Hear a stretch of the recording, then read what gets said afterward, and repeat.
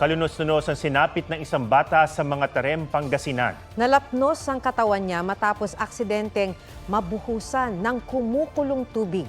Ayon sa ama ng biktima, natabing ng anak ang inilapag niyang mainit na tubig na gagamitin sana sa pagtimpla ng kape. Napuruhan ng mukha, balikat at dibdib ng bata. Nananawagan sila ng tulong sa pagpapagamot. Nakakonfine ngayon ang bata. Ayon sa DOH Center for Health Development Region 1, kung hindi maagapan ang tinamong lapnos ng bata, maaari itong humantong sa mas malalang kondisyon. Huwag magpahuli sa mga balitang dapat ninyong malaman. Mag-subscribe sa GMA Integrated News sa YouTube.